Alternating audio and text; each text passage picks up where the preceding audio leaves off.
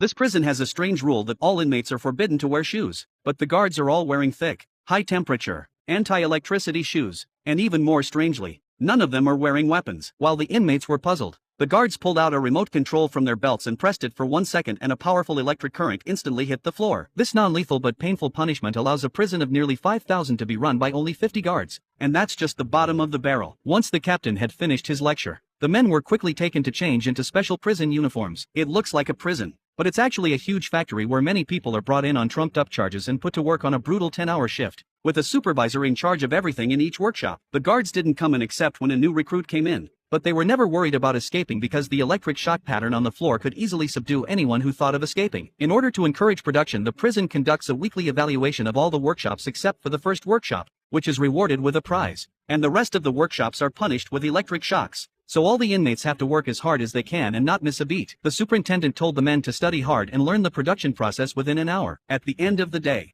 they returned to the dormitory to rest in a single room less than 3 square meters, which is like a dormitory with all the necessities placed on the walls. 3 meals a day are delivered through this tube and they can eat as much as they want. But it's the taste that's hard to describe. If they want to eat something that tastes good, they have to get first place in the evaluation, and their sentences are displayed on a screen that shows them decreasing every day. So the inmates are motivated to live. But strangely enough, last month the prison suddenly resentenced everyone, without exception, and doubled their sentences. And there's been a lot of discussion lately about why they're doing this. Before they could get to the bottom of it, the superintendent forced them to stop. And if the guards heard about it, the consequences would be disastrous. At that moment, the announcement in the cell rang out that it was time to turn out the lights and go to bed. Within 30 seconds the inmates had to return to their beds or else they would be electrocuted by the strong electric current once the white light on. The floor turned red, so they didn't dare to break out of the cell even if there wasn't a cell door. Soon a new day begins, and when the red light turns white again, the prisoners can go to work in the workshop. This prison is divided into 7 floors. It is built on the sea. There are many other prisons like this. Each floor inmates are in a separate space, so they want to communicate with each other, have to use sign language. It seems that recently the prison happened a big event. The newcomer had no idea what they were talking about, so he was forced to choose to work endlessly, and as he continued to learn, he gradually became more proficient in the workshop's production process. The supervisor keeps urging everyone to hurry up. This time they have a good chance of making it to the top, and now there's only 1 day left before the evaluation, but there's an accident at this crucial time.